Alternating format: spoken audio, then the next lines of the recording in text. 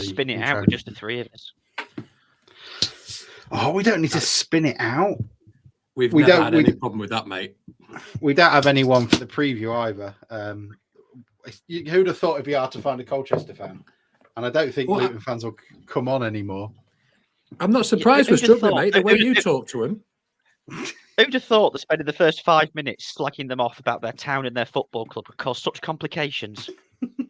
I didn't slag it off. I just said us shitholes need to stay together. He was obviously offended that you'd associated us with them. Grimsby's got many problems, but at least we've got a fucking beach. Granted, it's covered in shit, but at least we've got a beach. 44 seconds in, Alex. What's that? Oh no, it's nothing to do with Sam. I thought that's where you were going. Oh, I thought it was as well. I was staying quiet. No. I wasn't. I wouldn't dare go that low. Obviously, I spent the whole week with Conservatives anyway, so I'm firmly on Sam's side now. Apart from when that time I accidentally bumped into Mark Francois and nearly knocked him over. Oh, Penfold. I don't think it's a surprise, Alex, that we bring people on and spend 5 minutes telling them how shit their town is, and then we don't get anybody else on. Only once. Only Luton got that. I'm sure you've done it before. Yeah.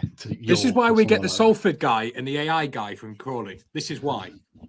They give us far more, they give us far more content than anyone coming on telling us, yeah, well, it's the FA Cup.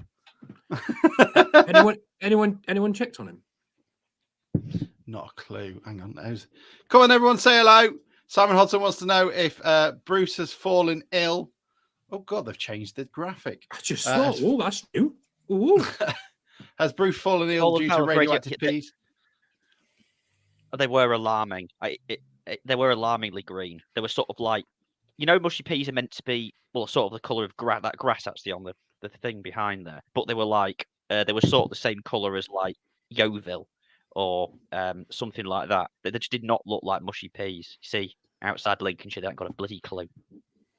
You were saying there was no delay. Yeah. No, that's just Sam. A bit of a delay. It's just Sam. It just takes a while for it to come through. Kyle says 5-3-2 playoff charge, and Hursty's find some hidden gems.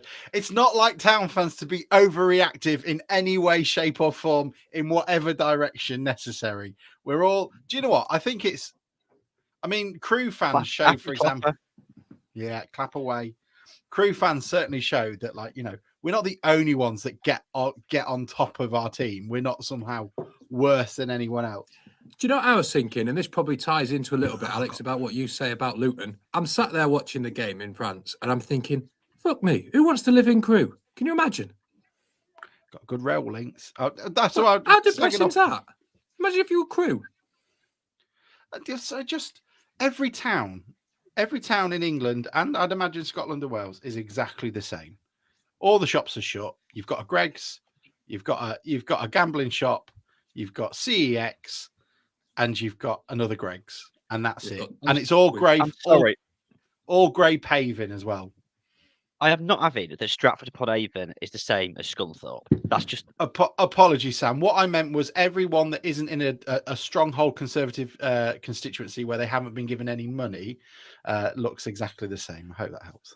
Towns where normal people live. He walked into that one. He walked into that one. I don't think I have actually. Scunthorpe's a Conservative seat. Grimsby's a Conservative seat. Bishop Auckland's a Conservative seat. I said stronghold. What constitutes stronghold now? Not Stratford upon Avon. Bad example of me to you. Bad example. But the town is completely different to Scunthorpe. There are no. Yeah, I'm just not having that at all. But we actually said at the game that they've got one really big stand, one really, really good stand at Crewe, and then three really little ones. I mean, it's a decent view that they have, but there's no Bruce said, there's no Lower Findus or sort of corner of the pontoon where all the hardcore sing-along fans go. And therefore the atmosphere. They don't. We do. Some of us who goes to a game occasionally. It's fair. Mike would struggle with that concept. I tell you what, I'd be asking questions if you went to Crewe in the Lower Findus there, mate. I tell you, but aren't they? The Wouldn't equivalent people of. be saying that about Blundell Park? It's just got one decent stand and 3 little ones. No, our 3 little ones are better than their 3 little ones. Okay, so ours are 5 out of Character. 10. They're 4 out of 10.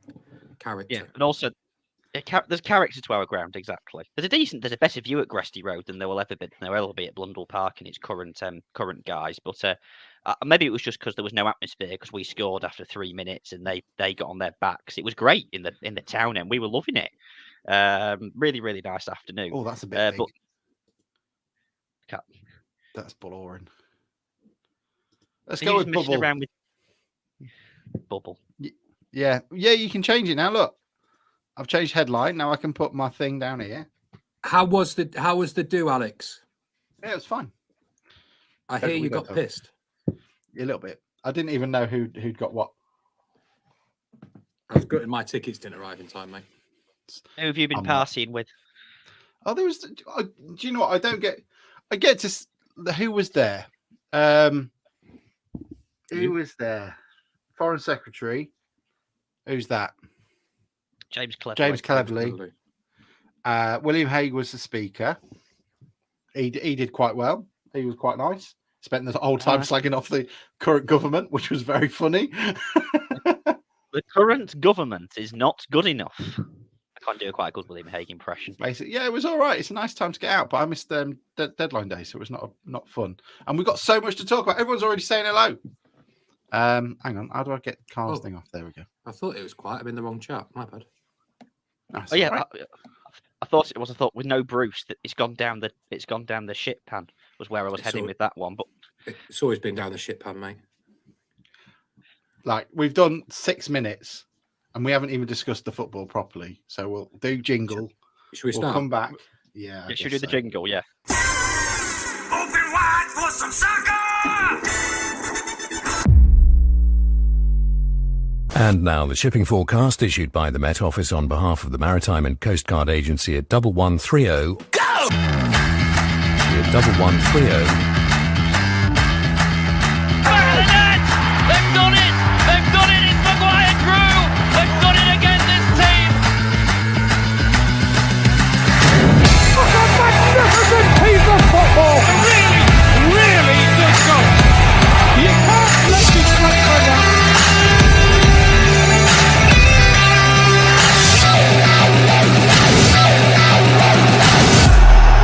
Grimsby are heading back to the Football League. Love it.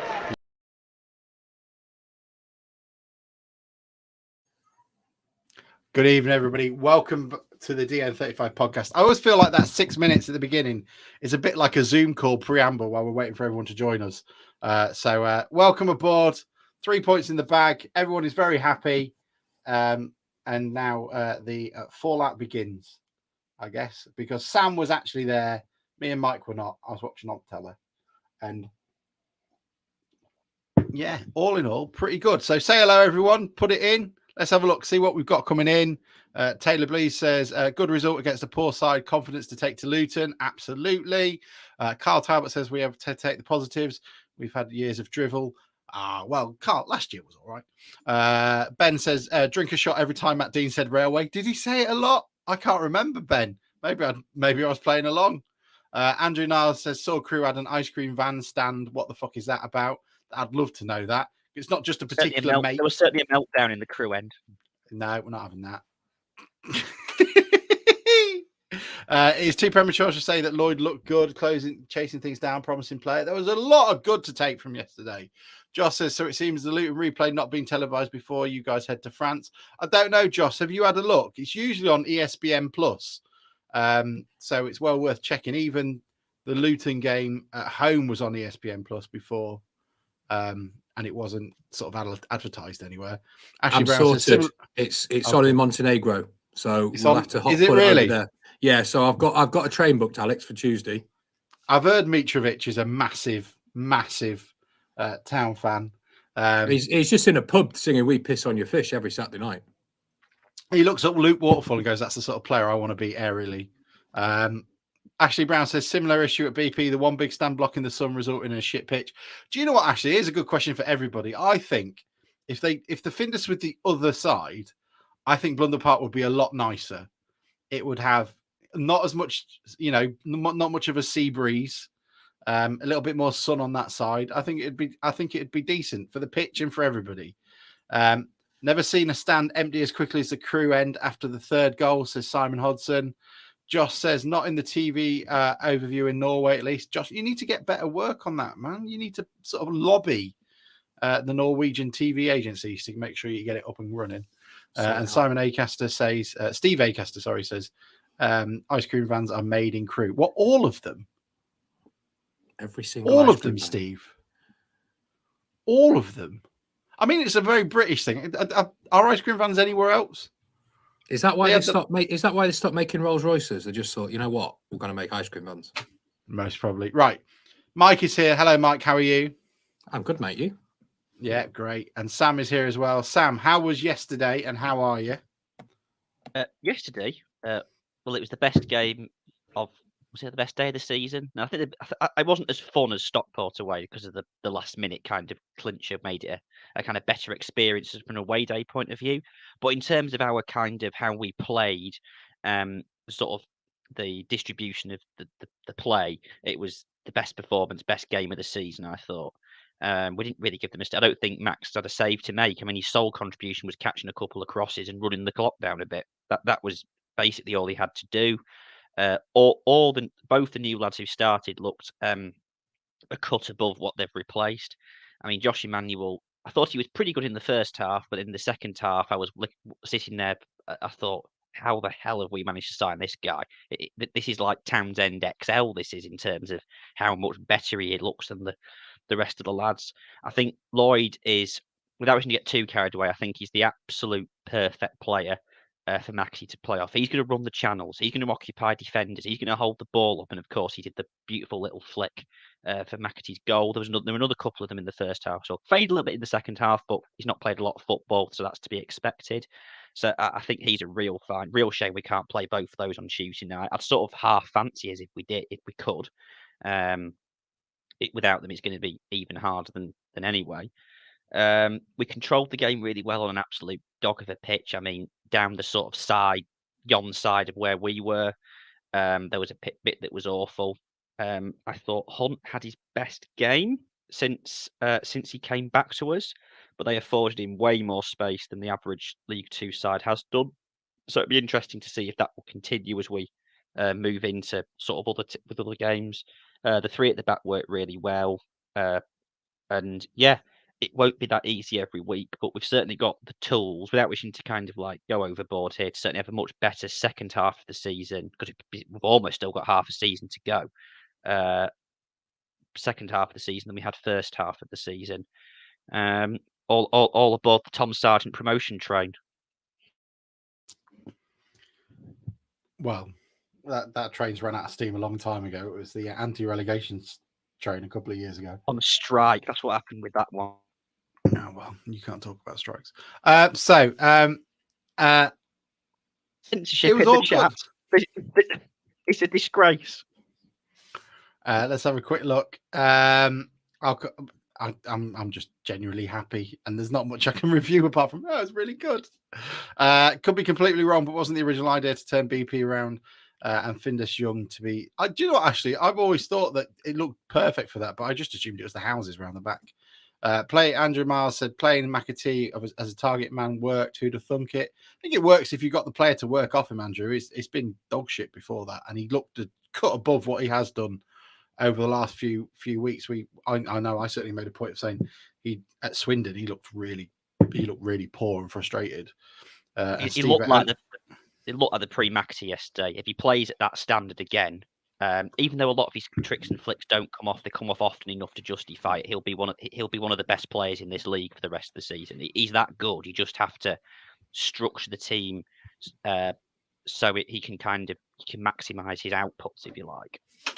Well, Paul Hurst made a point in the interviews after the match to say that he's been really low on confidence and he hasn't been looking the same. He was saying even though he's the sort of player you expect to, believe in himself and have sort of too much confidence in himself, he's been struggling a bit late, or at least he implied it. So it's nice to see that that's been changed.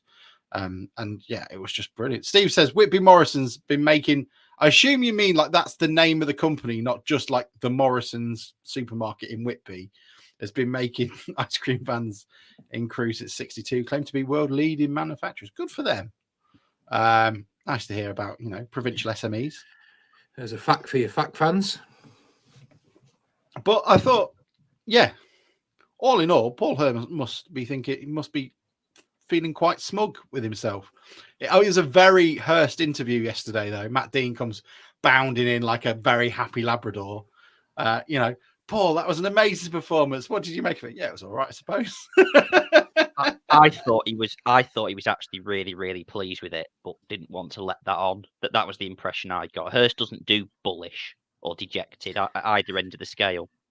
Well, there's an element, and this is true throughout, and we've been saying it about everything we've talked about the squad and results more general. You're never as bad as people think, and you're never as good as people think. And I think Paul Hurst subscribes to that. Was it an outstanding performance? No, it was a decent performance with a decent result. So I think he's not one to get too down about losses, and not one to get too up there about wins. And leaves us fans to do that. Well, we are nothing but level-headed as Town fans, but I think the club sort of, help with that. I mean, as the most promoted and relegated team, is it really surprising that fans aren't, middle of the road? It's either all this is incredible or this is terrible. It's shit or bust, isn't it? Yeah, the club has gaslit us into this sort of behaviour. That's what it is. I just think it's football fans in general. I mean, I know a Doncaster fan here, for example, and it's like, oh, we're awful, we're going to get relegated, even though they're above us in the league, and then they'll win next week and they'll be going to the playoffs. I mean, it's the same the world over. It's just we're hypersensitive to it because we're actually Town fans. I think I just saw a question about when did we last have number 9 and 10 strikers, and we were debating that yesterday. And I think the answer we came to was Hammond and Bogle. But to give you an idea of how long it is since we've had sort of like a partnership in the low numbers. There you go. Bogle was number 16. Was he? I don't think he was. Yeah, he was that season, 2015, 2016. But he definitely was a number 9, number 10. No, he wasn't. No, he wasn't. He was number 9. Was he? Why do I think he's number 16? I don't know. Because you're on something. I wish. Let's have a quick look. I mean, mate, don't look it up. Just trust me. No. I want to know who number. I don't mind being wrong. I just want to know who number 16 was. Why do I think they were number 16? Craig Clay would have been number 16, I think. That's maybe it. Or John Nolan. Yeah, Craig Clay and Omar Bogle, those easily confusable footballers. Some of us don't see colour, Sam. I think he's on about one being a midfielder, one being a striker. I know he's meaning that. God. One being good, and one being good, and one having bloody what's it? Lead in his boots. Do you know what I will say about yesterday? I think that. Hang on, well, no, I'm the Mike. Who's got lead in their boots? Craig Clay. He was Get out of here! Oh my God! Have a day off, Sam. What a terrible, terrible take! Oh my word! That's nearly as bad as your Danilo Orsi can't hit a barn door take. If I'd had a drink, I'd have spitted it out in disgust. I know. Hang on. Okay, what's justification? He couldn't run. He couldn't pass. He worked hard. I'll give you that. But I remember there was a stupid narrative that came in after we lost at Gateshead early in that season that John Nolan wasn't as good as Craig Clay, and I just couldn't believe it. Really, Clay was two different players entirely, and Nolan was a footballer. Clay wasn't a footballer. Craig Clay currently made 20 appearances this season for league top in Leighton Orient. Terry Taylor's playing in League One. Yeah, and apparently he's really good now. Different folks. Exactly. What a terrible take! My word. So, mate, you've got to do one or two things. You've got to stop now or go all in on it because I'm going all in on it. I mean, Danilo was a very decent. Since my hot take, he scored no goals. Granted, he's not played very much, but right, he's a holding midfielder. No, Danilo. No, he's talking about. Well, behave, honestly. Stephen says, good performance on a terrible pitch against a Crewe team. Most relaxed I've been watching Town this season. The last game though against Crewe, Stephen, was pretty relaxing as well, if I remember rightly. Either need a hybrid pitch or pitch lights, maybe. Can I just say, I watched the EFL highlights for the first time in a long time yesterday. First time in a long time I've wanted to. We are in absolute not on our own. And in fact, ours looks beautiful compared to some of those pitches. I mean, Salford, for Christ's sake.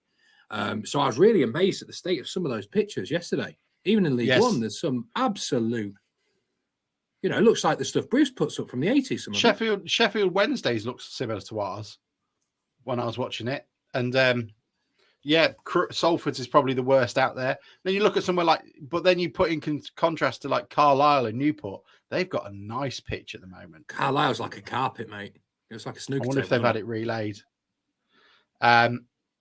Who's that? Stephen Midday says Emmanuel is a proper player. Let's talk about Emmanuel because I thought he was on loan, but we've got him for the year. Is that for the rest of the season? Is that right? Yeah. And what was wrong with him? So it looks like why is he here?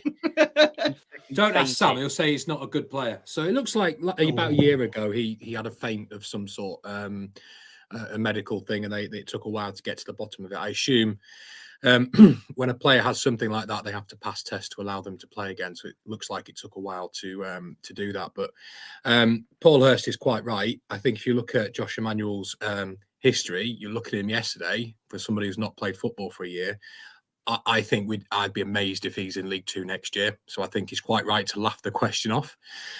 Looks to me as a transfer where the lad wants to go out and start playing football again. He's not going to play at Hull.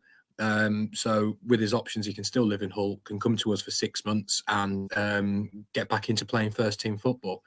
The thing about a fee is I thought that's probably a payment to Hull to cover some of the wages for releasing him from his contract. But Paul Hurst seemed to say we haven't paid anything yet. So I don't know if that's dependent on.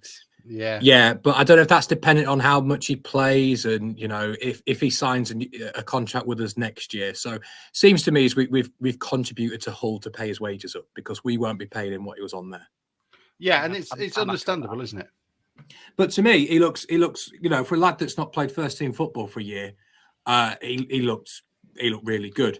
Sam, he does this funny thing where you look like he's knackered, and then he just from anywhere just goes. He just labours, and just his turn of pace was brilliant yesterday. He ghosted past players. Like they weren't even there. I mean, he grew into the game. He was pretty good in first half, I thought, but in the second half, he gradually got more confident. Obviously got more confident, more comfortable, to say Alex, and he also looked to get balls in early, like cross it early. Whereas if you look at, I like Mishi a lot, as you know, but sometimes it takes him an age to actually set himself, get the ball in. Emmanuel could just kind of get there, chuck it straight in, and that's what defenders hate. He's the sort of player, he's that game-changing sort of player that can make all the difference to a lower, like Omar did a little bit, in terms of he was on a different stratosphere in terms of his ability for that half season we had him. Maybe Emmanuel could be the same. He will core. I don't see how a lower league defender will be able to cope with him provided he stays fit. I just don't see it. They're ill-equipped. Yeah, he looked great. Was there any point yesterday, Sam, where he stood next to Alex Hunt? Because I need to see that matchup. Because how tall is he? Looked like he would be. Alex Hunt would have to pass things up to him. I didn't actually notice it sort of straight away, but I did notice him compared. You saw him standing next to Mishi, obviously. And Mishi's 6'2", something like that. Pretty strong, broad. Emmanuel, he looked like a bit dropped off. Emmanuel, I've never seen a more kind of big fullback. You'd look at him and think he was a centre half or a striker. And even when he's jogging, you think he was centre half. But as Mike says, he just kind of bam, go. No, he can't. He can't. Yes, he can. He needs to be registered after the first game. He needs to be registered at the first game if you're playing. Oh, really? Yeah. Okay. Yeah. So, what I would say about Emmanuel is he obviously looks really accomplished. Looks really accomplished at playing right wing back. And I'm really enthusiastic if that's how we're going for the rest of the season, because that squares the circle of getting a 3 in midfield with Hunt and also playing McAtee. And I think that really suits us. And I think, if we're going that way for the rest of the season, allows us to play 3 in midfield where we've looked really good all season, but also have John McAtee in the squad and not being up front on his own. Yeah, as I keep using the expression, sort of it squares the McAtee circle if you play three at the back, because you get the striker that McAtee has to play off. I think it's there for all to see how much of a difference having a Lloyd type player makes. And in League Two, I think you need three central midfielders because he does give the ball away. He is something of a luxury. But if he's playing well and if he's managed right and if you have the right players around him, he will more than make up for that with his contributions, as he demonstrated yesterday. So, and given we've got no wide players, and we're going to be without them for a while, aren't we, with Kiernan having gone back and Otis out for 6 weeks minimum. Scannell, I mean, you don't really know with that one, do you? It seemed daft to play any other system really. I thought Amos played really well yesterday actually, as well. And He's I thought, probably I thought Ifete looked better as well in that middle bit because it was a bit more simple for him. He wasn't the one that had to bomb forward, which I don't have much confidence in him doing in this league. I think he was a lot better where he was, and I think he played pretty well. And it allowed Emmanuel to obviously get further forward and be a bit more confident in that way. It really allowed us to move to an old-fashioned four at the back as well when we had the ball up the pitch. Buffetti was really, really wide and was actually trying to get past Emmanuel on some occasions, so we sort of moved back to a four in transition up the pitch, which it's far too complicated for me to understand. But yeah, I mean, you faked it very well.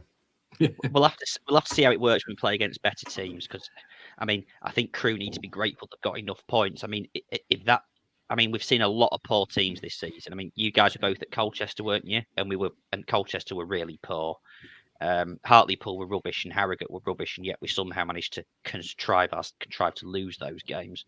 But I thought Crewe were every bit as bad and perhaps worse than those two. And I think they've probably got enough breathing space, but it's a psychological thing, and you can get sucked into it if you're not careful, can't you? Half decent goalkeeper. We're not 2-0 up, by the way. I think he went down in instalments for both of their games. Both their goals. He was better than the keeper in the cup game earlier in the season. He was comical. He was. Did you watch that game? He was awful. Yeah, but we can slag Crewe off, but they're not too far off us, and they've only played one more game, so they can't be as terrible as we're making them out to be. Maybe we're just brilliant. Maybe we're just brilliant. I thought think of things. Great to see what. Great to see what. Okay, you can. I'm muting Sam. You can. I think Waterfall was great at the back as well. I thought Bryn Morris didn't have the best of games. Who else are we thinking of in terms of chatting about? Yeah, Amos was pretty decent. Crocombe didn't have much to do. So I thought over and all, Lloyd George did all right. George, I've been calling him Lloyd George since Tuesday. This is the thing with some political nerds on a podcast. You'll just start calling him Lloyd George for the last time. I thought he was. Yeah, go on. I thought he was fantastic. I think sometimes we make too much out of strikers in this division not being 6'3". But if you think back, a lot of the strikers in this division, a lot of the strikers we've had in the past, are not 6 foot. So I think what he makes up for in his height, he makes up for in his leap, but he also makes up for in how he just gets hold of the ball. It just seemed to stick. And that the McAtee goal was fantastic finish, run, and what have you. But just the touch made a great layoff on the halfway line, that's just amazing. And I think his link-up play, the way he harries people, if he's not going to score a goal, he's going to get a mistake for somebody else to turn the ball over in the press. I just think he looks really at it. Now, proof's in the pudding. We'll see how he does over the next couple of games. But from first impressions, he'll be all right. Yeah, agreed. I think so. It's interesting how quickly everything turns around for us, and it's nice after having sort of that Swindon 5-0 defeat. It feels like it's been sat on our shoulders forever in terms of getting that sorted, and it was great. It was decent. Ollie Hodgson and Andrew Niles. Green was green. Yeah, came on within a minute, got booked. It was a worthy booking, though. It was a decent one to take. It was one of those tactical fouls that was needed. And he's the guy you want taking it. And I saw Emmanuel was trying to bring out his inner Alan Poughton. He did quite a few. I've not seen that many step overs for a long time. When he did it, I was doing a proper Rio Ferdinand. I was like, this is what he does. It was pretty. Should be illegal. It was pretty entertaining. And then Vickers Peters got his goal as well, which was great for him. Danny Amos, of course, setting him up. That was, it wasn't a shot; it was, a pass to him. Danny Amos, after the second he loses that, he lets fly with that. Well, we can't say let fly, but the second he, got rid of it off his lace, he'd be like, fuck. That one's going to be played back to me tomorrow until he saw him out the corner of his eye. Yeah, great. Sam, was there anything else you wanted to make comment on yesterday? You were there, mushy peas, radioactive or not. How was it in terms of the fan base? It was like 700 there, made their voices heard. Yeah, 700 of us. It was a good day out in fine voice as ever, really. I mean, it was, as I said, it was we're all happy clappers tonight. Yeah, some of us have been happy clappers for ages and taken a lot of stick for it. I'm resisting the temptation to give it large tonight because no doubt it'll come back to bite me in the future. Oh, apparently also Emmanuel did cup his ear or something at somebody. Was it Emmanuel or was it, so that'll go down well if he does that. But I don't think there's much chance of us doubting him. He looks brilliant. Where was that? Michael Jolly, the new manager of? Was that somewhere in Spain? Hang on, yeah, I'm gonna do the. Hang on, we've not. Where's me thing? We don't have it anymore. It caught my eye. Sam, you can do the breaking news bit on it. Hang on, 2 seconds.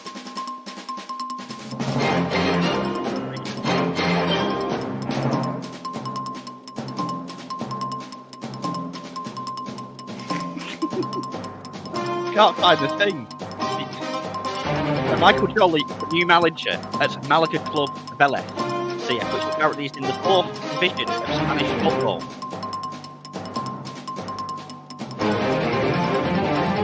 There's a lot of... Shut up. Oh. There's a lot of buttons to press when I'm doing that. There's a lot of buttons. I think it was even slightly off-putting. That isn't even slightly off-putting, is it? No, not at all. No, it's not. I mean, it's not the worst one of the lot. There are quite some bad ones. I'd tell you what, it's less Hugh Edwards and more Ron Burgundy, that. I tell you what I'm looking at, the Frenchman. The Frenchman was an absolute disgrace when he went. I've got to get more of them. Yeah, it was all really good, I thought. I'm just generally quite happy with, life, and Hursty must be enjoying it. And I think, look, we missed out on players. There's no doubt about it. I thought we were definitely trying to get Dallas, obviously, tried to get Vernon, and there was God knows how many others we don't even know about that the club tried to get.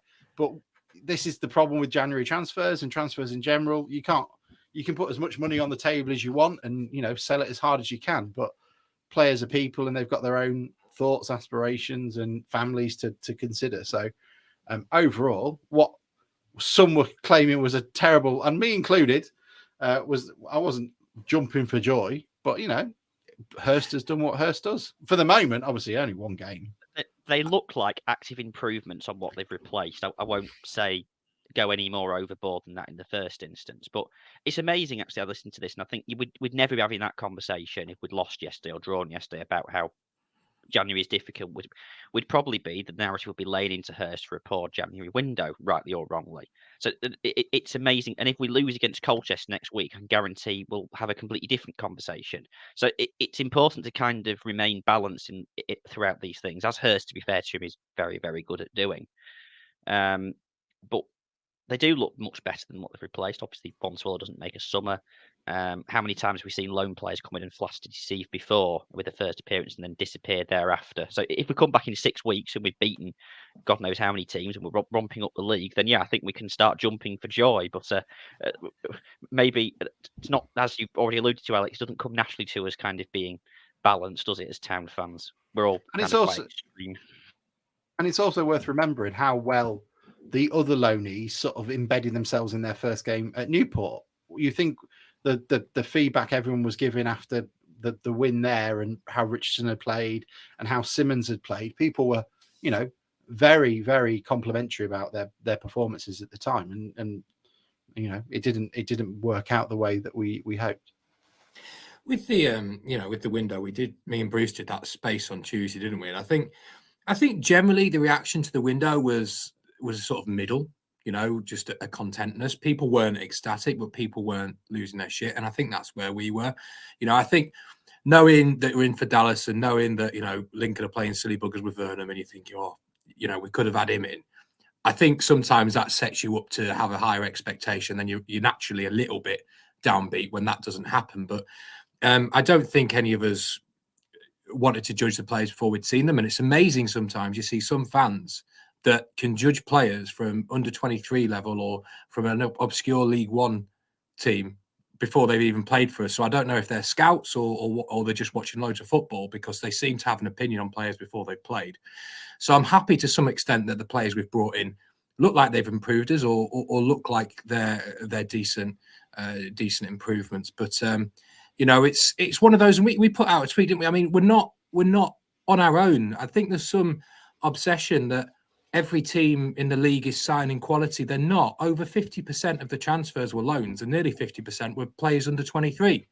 And you look around the teams in the bottom half of the division that have signed players, none of them really stand out to me, other than Colchester and Gillingham, who have chucked an awful lot of money at it. You look at teams like Harrogate and Rochdale and teams like that; they've not signed much. So I think sometimes we lose all sense of perspective that teams in this division are signing 20 goal a season strikers at a 27. They're not. They're just not. Nobody is. So we are where we are. We're competitive where we are, and I think we're doing all right for where we are. But January windows are always difficult. Improve the squad, build on it, see where we are in the summer, and I think we'll be in a far better place as an established League Two team to have a better product to sell to new players in the summer. It's as someone who Aldershot, because they used to host Chelsea under 21s or under 23s, whatever it was, for quite a while. They used to have some random games there. So I remember watching Bayern Munich v Porto, like their under 23 teams. They all look shit. They all look well shit. I was thinking, watching them going, Town would absolutely rip these lot apart. And it's just, that's what youth football does. Bring back reserves. There is also an element of when people go on about location. I think you said this before, Alex. People think Grimsby, but far more attractive places like Sutton, where I live, right? You are not renting a house for less than £1,800 a month, right? And in Grimsby, you can do that for 500. Hang on, Sam. That's a humble brag from Mike, isn't it? Well, I'm not renting. I live at work, so I'm not renting. But I think we sometimes forget if Wimbledon and Sutton are signing players, they're probably paying an awful lot more money because that player's got to live in the area as well, and that has an effect. Yeah, and Wimbledon. I think I've said it a few times now, but Wimbledon have got a half decent podcast set up, and they do it at the ground and stuff. And they were talking to us about it before the game, and they were saying, like, we look at Grimsby and go, God, we can't compete with that. Like, we can offer them £1,000 more, but that will just go on rent. So it's different strokes for different folks, isn't it? And we'll win some that we don't expect to, like Josh Emmanuel. I don't think out of every club, if you could pick anyone in League Two, but we fit because he probably lives near Hull or that sort of side of the river. I think we forget quite often that we're just as far from Beverley as we are from Lincoln, and I don't think we always take that into consideration. And I think moving forward, points like that will maybe be things that the club will focus on more. I think there is an element of it's a new setup, learning how you use a car. I think was an expression that was used on Tuesday. Are we 100% up to speed with how we do this? So moving forward, I'd want the club to be making this point to players like, oh, you've got this opinion of Grimsby, but here is Grimsby. Here's where you can live. Here's how much it costs. Come and have a look at the local area, and just trying to win that argument with players. And hopefully over the next couple of seasons, they'll start to get better at that. I mean, I think they brought in a player liaison person as well, which is a big step that you don't think about. So hopefully that starts to improve. Simon Hodson says he bumped into Mikey O'Neill's dad after the game. He says he likes the look of the team, which can only be good. And Mikey made a decent late appearance yesterday as well. So I like the look of Mikey O'Neill. To add to the little bits I've seen of him, he looks clever. He's quite physical. Maybe a bit of football than the rest of the forward line. Only in the fleeting. I don't know if I said it on here last week because it's somebody else, but the Preston fan that I know was amazed that he came to League Two because he sort of looked pretty good in the Championship in bits and pieces. So I expect it. I mean, Hurst said that the squad's going to be so important because even if we don't win the replay on Tuesday, it's basically Saturday, Tuesday until May. I mean, we've got, starting yesterday, we had 23 games left to I play. was really surprised we didn't play on Tuesday. I think that's because Hurst wanted to be signing players rather than managing a game of football. Do you not think that's what that's about? I don't think he's got a choice in the matter, mate, to be honest with you. Hold off. I don't think he's turned around to the EFL and gone, lads, I've got an haircut at 5 and then I need to come back for transfer deadline. I don't think he's got a choice. What barber do you think Paul Hurst goes to? I think he goes to the same one he has been to since he's 9. It's like his mum's mate down the road or something, isn't it? Like, Rita's been doing it for 40 years and she comes around and does the whole street. He's not doing Tony and Guy, is he? No, he's not. No, or headmasters or whatever you'd call it. Although he is getting a little bit more liberal with that comb over, as I think is receding. I mean, this bit here does a hell of a lot of heavy lifting, I tell you. Well, he's nearly 50. Oh, I hope he doesn't listen to this. I know someone said he doesn't, but my God, they're saying I'm going bald. At least I'm 6'3". No one can usually see this bit. Do you know one of the things that has annoyed me during this window is some people seem to have this belief that we're not building a squad. I think if you look outside of our forwards into our defence now to midfield, I mean, you've got Kieran Green's 25, you've got Glennon's 23, Hunt's 22, Mayer's 26, Clifton's 24, Bryn Morris 26, Khan 27, Danny Amos 23. There's first team players that are on contracts that are of a decent age. So I think if we look away from our forward line slightly, which has been an issue, I think we've built a fantastic sort of little group of defenders and midfielders. Yeah, and that just lays bare. It's a false narrative to me. I don't see how it's true. It's bollocks. The narrative that we're not building a squad's complete. That's rubbish. No point even debating that. But what was I going to say again? Sorry, before I got sidetracked by that. I didn't realize Bryn Morris only 26. I thought he'd be older than that. Believe it or not. No, I'm surprised. I don't know if you could tell. I've done some research. That's why. Yeah, I could tell. If you could remember all that, Mike, then blimey, that's got a better memory than I have. But no, there's the basis. I mean, next season, I think there's still 10 or 11 players already signed up for next season, are there? So we're not going to see a massive turnover in the summer again. And to think that if we're going to stay true to this kind of improve the squad every window, I mean, I struggle to see how we'll improve on Emmanuel at League 2 level, frankly. John McDermott. He could do a job. I would struggle with that one, but there's still the basis to kind of go there again, and certainly in the summer he'll be able to start at the same time as everybody. Barring this, obviously we're going to go on a fantastic run now and get in the playoffs and win at Wembley and get promoted again, which is happening, by the way. I mean, it's great for Smith's development if you think about it. Then we can loan him back again in League One, and by the end of that, we'll be able to afford him. Do you know what? I think we get Maxey on loan again next season as well. In that case. If we carry on, we're going to be loaning Smith and McAtee to Luton and Hull. They'll be asking us for him. Yeah, exactly. They'll just forget that they're their players. That's what we're kind of hoping. Smithy must feel like he's our player. Can you claim ownership on something you've had for like over a year? Like, no, it's mine now. Like squatters' rights. Squatters' right, yeah. Players' rights.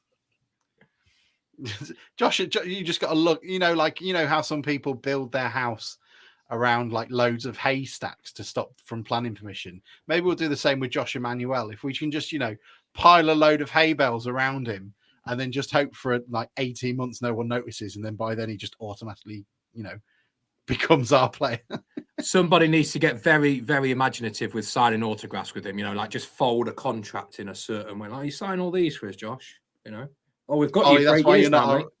Ollie, that is why you're not allowed. I know I've been as guilty as anybody, but he's played one game. Yeah, but he's also played a lot of games at League One and Championship, mate. I think he's 25 and he's already got a record. That's the thing. My couple of Hull fans that I know, when we signed him, texted me kind of saying, "How the hell have you signed him? He was the best right back in League One 2 years ago, and one of the best right backs in the Championship last season, I think it would have been. So how on earth he's gone to League again? It's the only comparison I can come up with is Townsend, who was obviously in the conference, just on a different stratosphere in terms of ability and quality. And can you remember that debate in that January? We all thought we might be able to keep it. Do you remember that? When we didn't have a cat in hell's chance he'd ever going to sign for us. Who was that? I'm more worried about this little chat that's going on between Ollie and Square Ride, who have said that basically they're going to lick the players and then by law the sort of the streets I own things. Do you know what? I'd take some legal advice before you do that, Squared Eyes. Just check your rights and what you can and can't do. Have we still got our lawyers, or have they gone now? Oh, they fucked off after Alex talked about Fenty all the time. They weren't having it. Yeah. they could neither I mean, who hasn't he upset? He's upset John Fenty. He's upset Luton. Who next? The whole of Luton. That's fine. The whole of... And in turn, John McAtee as a result, I guess. He goes, I don't know. It's quite funny. Yeah, he won League One playing as Hull's first choice right back. Yeah, I don't see there is nothing wrong with us using Hull, especially as much as we can to get players out of it. And you know, like with Sam saying with Connor Townsend, now you don't have Scunny going around, you know, just taking players. Good players. Yeah, that used to be their thing. I think we should have signed Lavery, even if we didn't want him, just to prove a point. Like, look, we're doing this to you now. You pinched our best players for years. Townsend, Patterson, there were a couple of others, weren't there? Trotter, Liam Trotter. Yeah, all of these. It's our turn because you now are back where you belong, below us in. Can I just say? If we signed Laverley in September, October, people would have lost their shit. I'd have done absolutely lost their shit. Yeah, but we're not being serious. But like, you know, if I would quite happily sign Lavery and then immediately loan him out to Dorking Wanderers. Just immediately, and Oldham go, there you go. Good luck with him, lads. Do you want Nuttall? What do you lads think about Nobody wants Nuttall. With all these, so you know they said they were going to make 7 signings, only made 6 because one of them hadn't. I think this owner is more. You're not talking. He's really out of sync, or is that me? Because his mouth isn't even moving. No, he's malfunctioning. He's doing a May, isn't he? He's just malfunctioning before our eyes. Sandbot. Yeah. I think Hull's new owner has more red flags than I think the people of Scunthorpe are care to admit to at the moment. The fact that he got into a row with the local radio station after the first game because he hadn't got the decency to tell the then manager, who had done quite a lot of decent work given what he'd been given, and just said, "Oh yeah, the new lad's up there." Sorry, mate. I didn't notice you were here still. I don't think you can blame Humberside for that at all. It's fair to make the assumption that he would know about that. If I was a broadcaster, I would make that analysis. And then the fallout with South. Even if it wasn't, would that be his thing? Yeah, even if they hadn't made that, it's not up to Humberside to make that assumption. It's up to you to deal with that. Radio Humberside. You know, Humberside Sport are journalists who report news. Are we saying that they shouldn't report it, or is the Scuddy chairman saying they shouldn't report news because it might upset somebody? I don't know about you. I watch a lot of news, and most of it upsets me. It's usually because of Sam, but yeah, it's usually because he's the reason.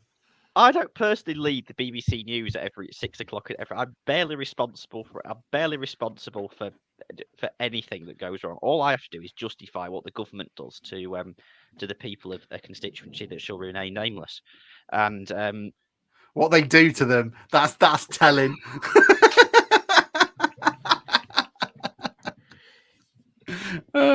You'll never guess. Yeah. Do you think Jolly's going to take Robbles? Was it Robbles that he got from Spain? Robles? Robbles. Yeah, probably. Robbles. His name was Robles. Do we vote leave? Education, mate. Robbles. Robles. He was called Robles, but we voted leave, so we're calling him Robbles. He's called who? What's his name? Lezu? Leslie Robbles. Yeah. He's called Louis. Maybe. He might do. Louis. Ben, I don't think so. I think anyone working under our previous owner is allowed to rant and rave at anybody. And, you know, John Tonda looks an effable man. So, you know, he'd be probably apologetic and at the end say, I really understand. I understand, Michael.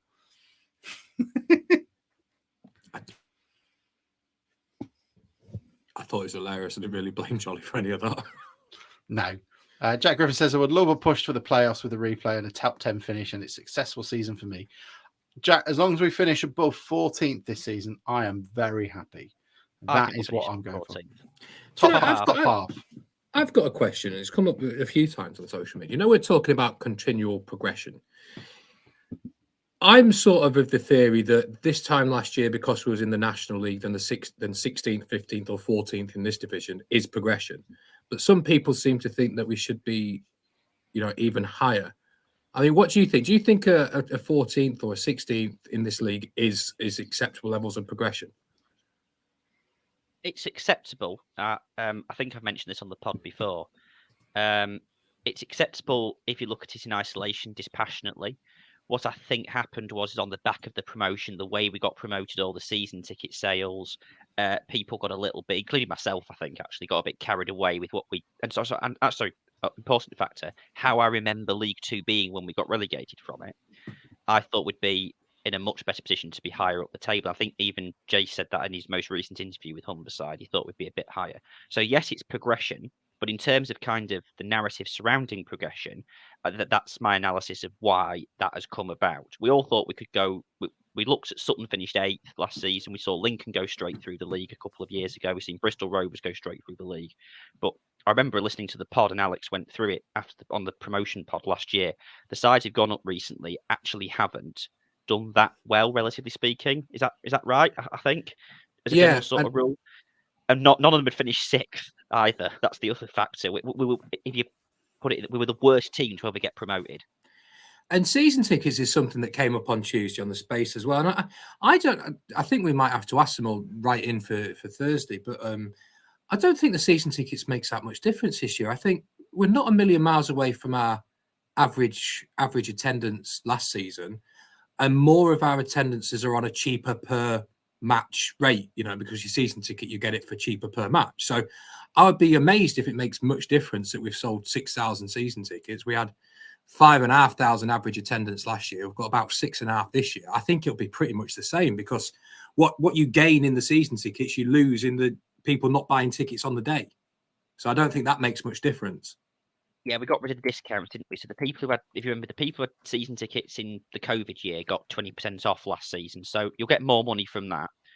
So I imagine the season ticket revenue, the ticket revenue, if you say match day and season tickets, will be a little bit, but not that much higher than last season in general. But it's confirmed income, though, isn't it? So you'd obviously take that over the gates, because then you can budget for it more effectively, can't you? One thing that, I mean, you look at the season, so we've got essentially 4 games in hand on Barrow and Sutton. And if you want to look at it as, as given that I think we've got some more winnable games coming up than we have in the past, Colchester, Gillingham, for example, down at that end. I know they've bought well, but you would suggest that they haven't yet bedded in and the like. We're garnering 1.3 points per game. So if you put that over 4 games, that's 4 points. That would put you in sort of, we'd be up with Doncaster again. We'd be up with Donny. We'd be up with Tranmere. And then you sort of, you're only 5 points off the playoffs. And by then, anything happens. I don't think we will, simply down to the fact there's so many teams between us and those spots. But you're in for a season at the moment where we could be fighting for promotion until the last few games of the season. And I think that's an interesting place to be.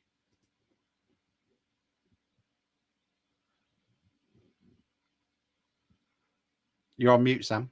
Yeah, sorry, I was trying to. My browser was misbehaving. What was I going to say? We're going to have to learn to beat sides higher up in the table. I think the highest placed side we've beaten this season when we played them were about 14th or 10th or 11th. I think that was Stockport on New Year's Day. We've barely beaten the side in the top half of the league. Our record, Hartlepool and Harrogate aside, against the bottom sides is pretty good. Sadly enough, I think actually if we'd held on in those Harrogate and Hartlepool games, the position would be really, really different actually. You'd all of a sudden be sort of 3 or 4 points off the playoffs with 3 or 4 games in hand. And at that point, you're looking like you're in play, but it's what ifs, isn't it? Yeah, and we had a decent run of fixtures. I remember we were saying on the pod about get the Swindon game out of the way and then get some players in, and then we've got Harrogate and Newport, etc., and then those were postponed for whatever reason, and now we've got some tougher looking games. So it's amazing how just a few changes in postponements just changes the next couple of games. You're thinking, well, if we come out of that really well, if we come out the next 3 really well, then you need to be looking, oh well, we've got a more decent run coming. So for me, I don't expect anything. I think a nice, comfortable mid-table finish, which is where we are at the minute. And I think it's a no-brainer. You make the argument from the 6th best team in the National League to the 12th best or 14th best team in League Two is clear progression. I think anybody that argues against that is frankly looking to have the argument more than making it on valid reasons. I mean, I got my head bitten off on Twitter a few days ago when I said that I think you being right is more important than us winning, and you want us to fail for that reason. And I think that's the type of person you'd have to be that Mike's talking about there. I mean, it wouldn't. Yeah. Sorry, Alex. No. The only thing I was going to say about it was, I think you're right, Sam. I don't think, and I'm of the same prescription of you, that I don't think our fan base is any worse or better than any other fan base out there. What I think our fan base is probably worse at than others is highlighting those very few vocal minority who are sort of being negative. Because the amount of times, maybe I'm just effective at blocking and muting, but the amount of times people go, oh, people are kicking off, and like I'm looking and go, I can't see anything. Everyone's just saying the same. Everyone's quite, on point. And Sam would love for this sort of political, like, one team messaging going on at the moment from the fan base in his job.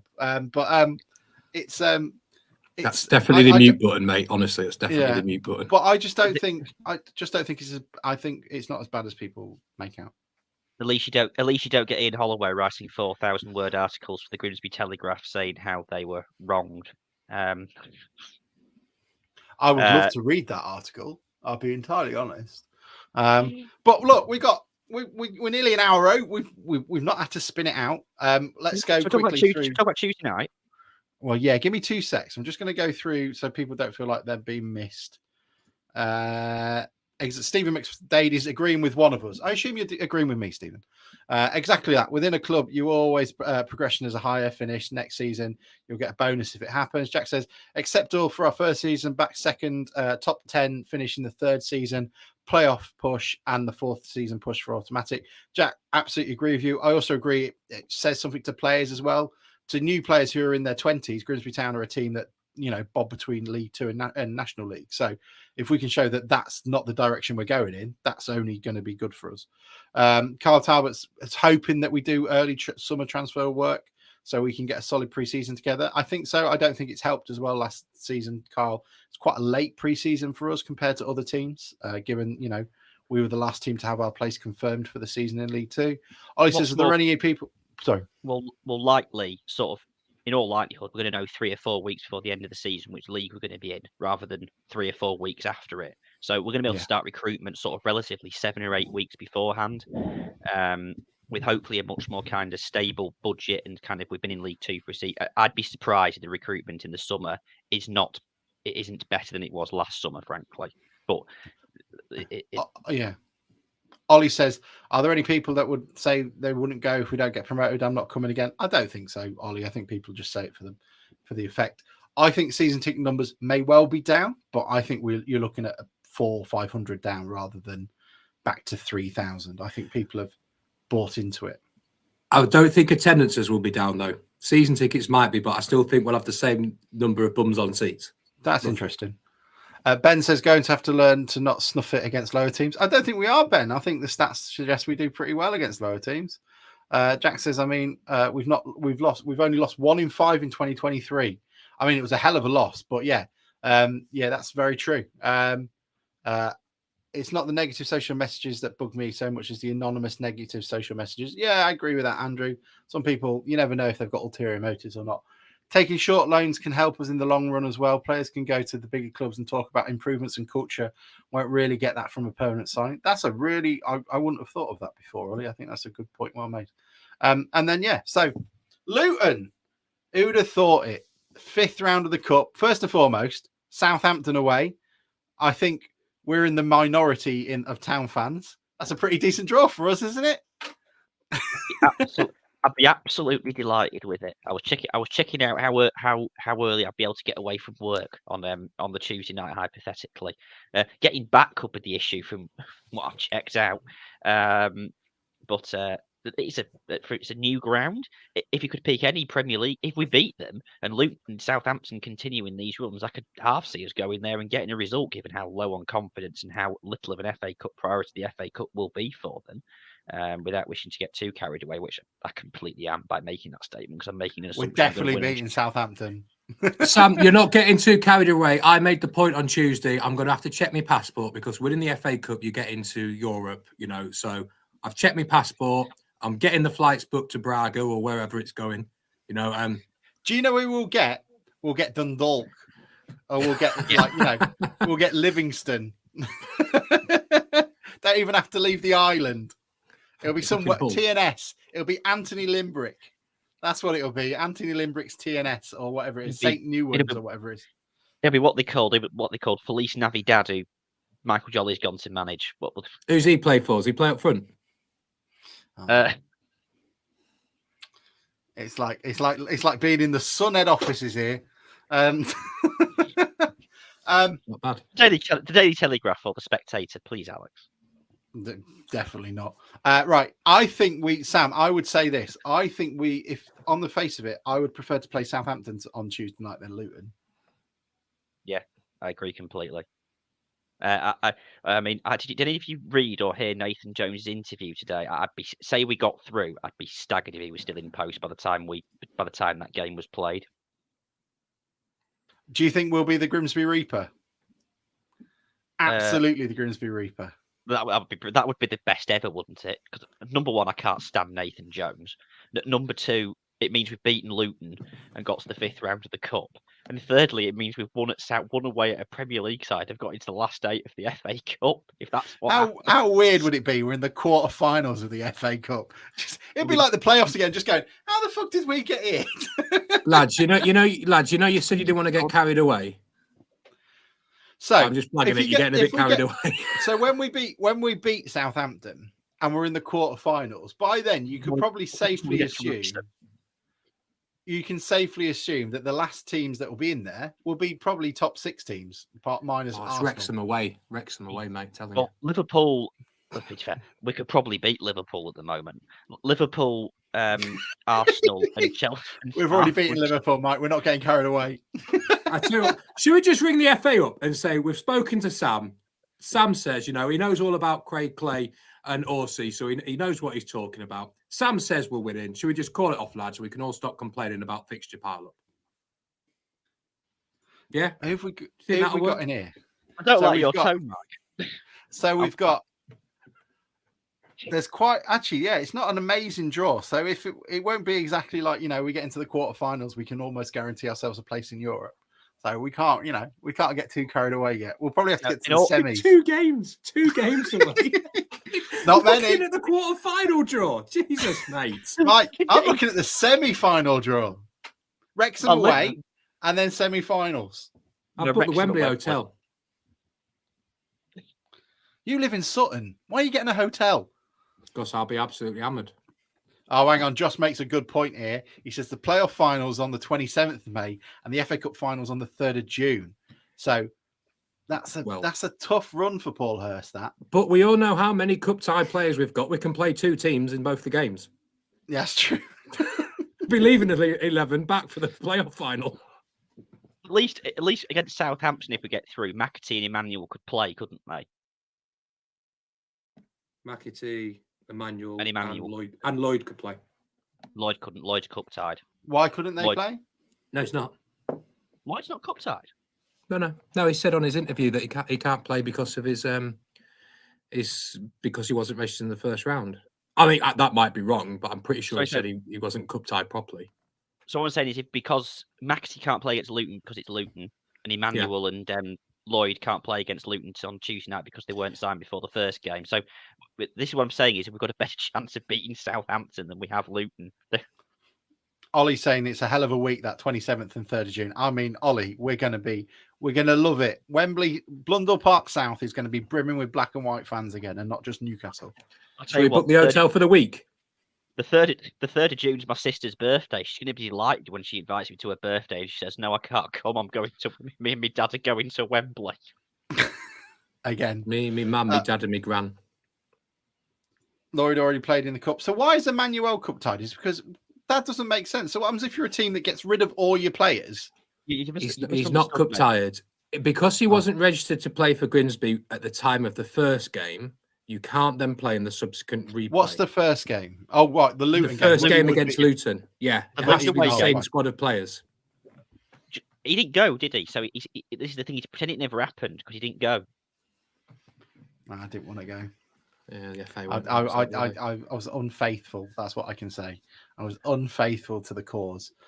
We're shorter odds to win the FA Cup than Leicester were to win the league. Exactly, Ollie. Exactly. I'll tell you something. Lump on it. We've got shorter odds than Arsenal and Arsenal have got. So, I joked a couple, but let's look at it. I'm not going to be serious for a second here and say I think it'll be even harder on Tuesday night than it was on during the replay. I mean, we're going to have to play. I can't see how he's going to change the team at all from the first game. I expect Smith, Holohan, and Danilo to come back in on Tuesday night. But they're going to have worked. They're going to have worked out how to deal with Orsi, I think, a little bit better, and they're going to want to kind of set the record right, unless they just kind of think these are too many games, and really do chuck the towel in and play their reserves. I think it'll be even harder. I've seen a bit of arrogance from some Luton fans, not all of them, but some of them. There was a very much Southampton, how many tickets do you sell vibe to some of their to theirs. So it'd be nice to do it, but. You mean like when Notts County tried that against Wrexham, didn't they? Yeah, exactly. There's a lad that did exactly the same. But it'd be nice. But if not, we've made a bit of money from it, and we can't say anything else.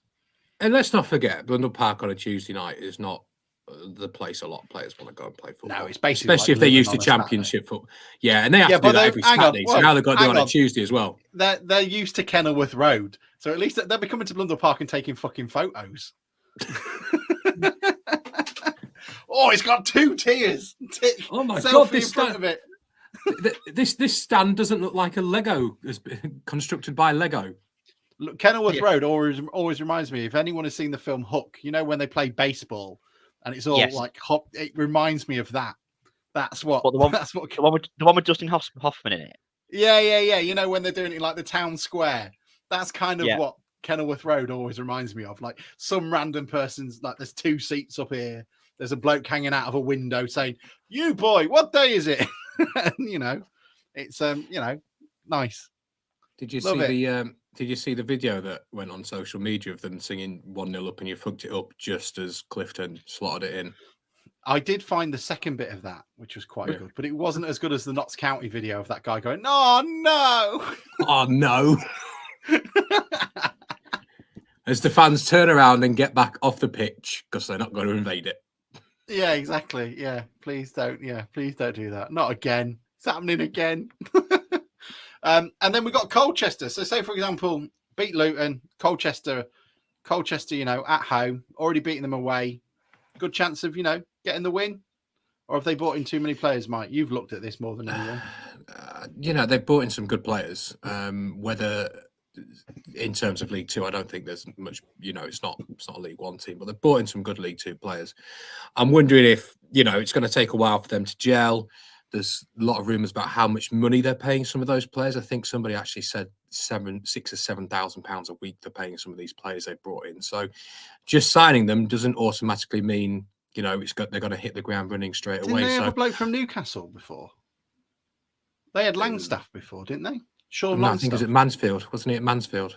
No, hang on. You keep talking. He was at Mansfield. Whether he went to Colchester after, I don't know. But if you're gonna play teams that have brought in a lot of new signings and a lot of decent signings, and you want to play them as early as you can in that window because it's going to take them some time to get up and running. So I would prefer to play Colchester and Gillingham as close as I can now because they have brought in good players that are going to start turning results around. You're absolutely right, Alex. Matty Longstaff played 7 games on loan to Colchester in 2022 at the start. Matty Longstaff played 7 games on loan at the start of this season. He's played 14 times for Newcastle. That's amazing. And they've Sorry, I've got misread. and they've I got was like, former football manager star Freddie Sears as well, who's like now 35. because of course Colchester have already fallen foul to the Grimsby Reaper this season, haven't they? They sacked the manager after we beat them in September. Yeah, it's pretty good. Like, I think I'm enjoying it. We've won a game. Weren't last on EFL highlights, which usually goes till about 2:00 in the morning. It was all enjoyable. Anyone got anything else to add before we?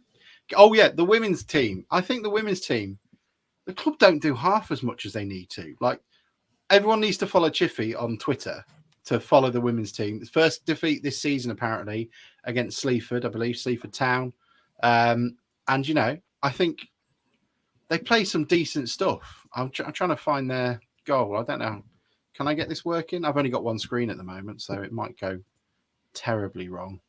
First world problems there. First world problems indeed. Hang on, Windows. There we go. Can you see that? Yeah.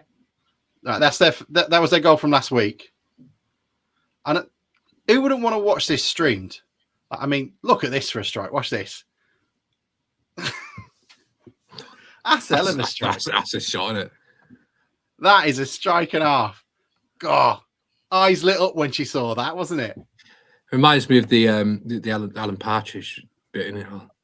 Twat. Got a foot like a traction engine. That's an incredible strike. Yeah, I think the club need to be doing more. We need to see,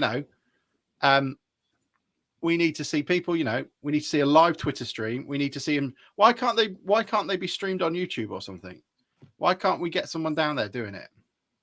Yeah, I can't imagine there's any advertising or TV rights, is there? So, just have a go at it. Be interesting. Hopefully that might get asked on Tuesday, the Fans Forum, which is another thing that's happening next week, Fans Forum.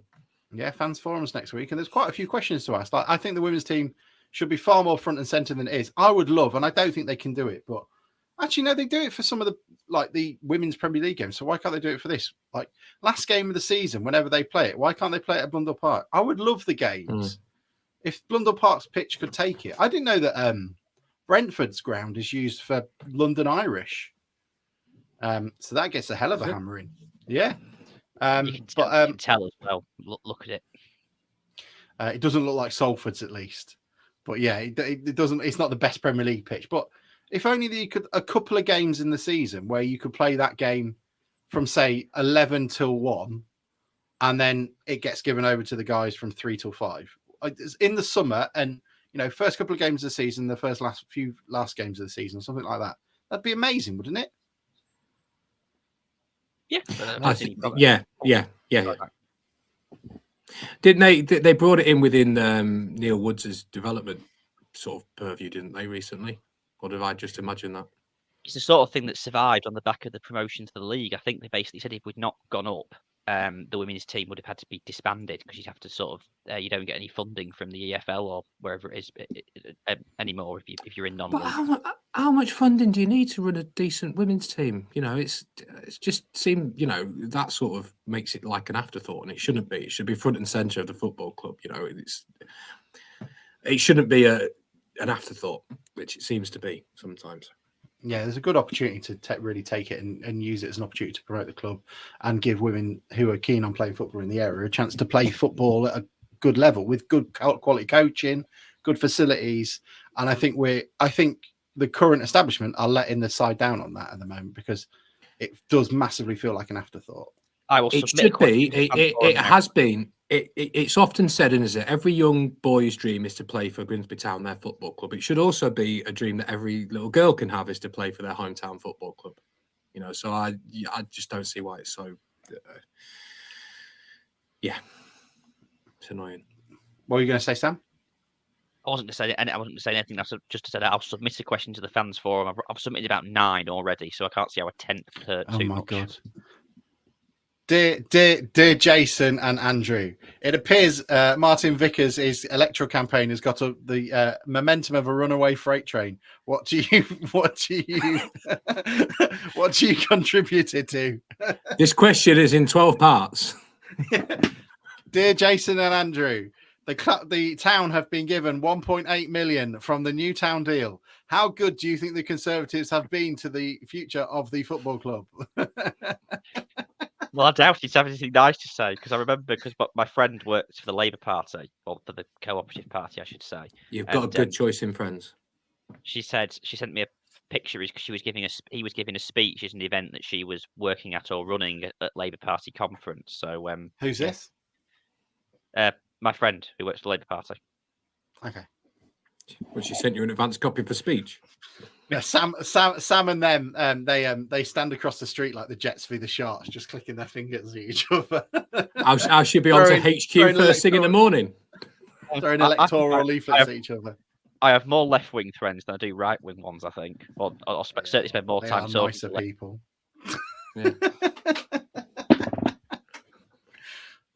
Well, on that lovely note, after I was told one week we could get through that without having a pop at Sam. He'll be all right. They'll come back with a new friendlier face and shut down all the libraries again. And call it the big society. You just can't help yourself, can you? You have to say something. It's just too easy. It's just there. Poor Sam. What they do actually now, the Conservative parties have sort of employed all these people like Sam to just go out into small communities and just allow them to vent at them, so that when it comes, they'll feel a little bit better when they go into the election. Sorry, you think the CCHQ is bright enough to hire people to make them do podcasts to speak to left-wing people for you to moan at me? You think CCHQ has got the brain capacity to come up with that scheme, do you? You've never been to CCHQ, have you? Not willingly. No, I don't think I have. I've been to Chatham House. That's close. Anyway, I think that's about it. Look, thank you all very much. I hope you don't mind me wandering to politics. I got told off for that earlier this week. Will says, will there soon be enough players with extra limbs and eyes putting in the River Humber, just like Simpsons movie? Yes, absolutely. No good left and right. Both grew up. Don't like either people. Thank you. Funny username. Don't think they'd hire Sam. They did. I love this. I'm not employed by the Conservative Party. I'm employed by the public. He works for you, everybody. He works for you. And if you do want to speak to Sam about problems in your area, please, we will put his contact details up after the show. Carl says, "Must say, I love these pods." Yeah, you are not doing Sam that Barrett under any circumstances. Must say, could you imagine Sam by a striker? Just 36 emails. Must say, I love these pods. Wraps weekends up and gets us nicely set up for the rest of the week. Thank you, Carl. That's really appreciated. We'll be doing something called Townmaster, hopefully. It's basically, we've ripped off Taskmaster. And we're going to try and, give everybody a few tasks to do over a couple of months. The winner gets nothing but our privilege, our love, and our respect. Unless somebody wants to donate a tin of beer, or if Sam's got anything to do with it, hold on. I've got an idea for this. I'll send. Oh my God, he's gonna bring one of these missing Albanian children in, isn't he? And I think we should end it there. No. Well, you're gonna go get it. What are you gonna go get? Go get it. No, it's not on me. It's not on me. That's the problem. Told you it's a PPE contract. It's not a PPE contract. It was. Is that what you're going to give someone? Sam is going to. You think I've got the privilege? If you win, you can supply 5 million face masks. You lads massively overestimate my wealth, my contacts, and my influence over the public. Now, it's a sign I stole from a rally about 2 years ago that I've kept. Now you've got to tell me, because now you've used the word rally. People are going to be worried that it's got tiki torches and stuff, so you got to go get it. And it's not. I think it's at Mum and Dad's. It's not. It's not down in London here. Well, yeah, the police can't find it. It's a conspiracy. Now you're giving it to your mum and dad, handling stolen goods. You're taking everybody down, aren't you? They can write it off. Sam's going to give us a one-on-one dinner with Boris. I mean, I don't even think Sam wants to give anyone a one-on-one dinner with Boris. Sorry, there's an offer for a one-on-one dinner with Boris. It'll be me who's going and none of you lot. Yeah. Okay. Right. Well, after that, have a look. Follow the women's team. Follow Chiffy because he does a lot of stuff on that. Enjoy Luton. No, not a party at Downing Street. Maybe isn't there a Downing Street in Grimsby? Maybe we can do one there. Sam can organise it there. Stop it, please. Yeah, brilliant. Great stuff. Up the Mariners, everybody. Thank you all so much for joining us. We shall see you all very soon. Yeah, brilliant. Bye. Great stuff. I'm so happy. I can't believe we won. And everyone's happy again. Apart from some. Open wide for some soccer! And now the shipping forecast issued by the Met Office on behalf of the Maritime and Coast Guard Agency at 1130. Go! At 1130. They've done it! They've done it! It's Maguire Crewe! They've done it again, this team! What a magnificent piece of football! Really, really good goal. You can't let this one go down.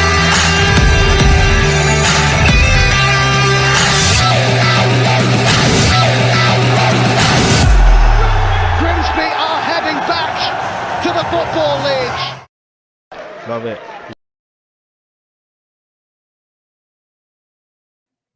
Hang on, what's this breaking news? We're still live. Are we? So, Josh Gowling. breaking news out of Hang on, Hereford. hang on. Wait for it. Hang on, I got scroll. Sam's going to do it. Sam's going to go solo. I'm doing it. Oh, Mike's doing it this time. There you go. Show you how it's done, mate. You ready? You're on, mate.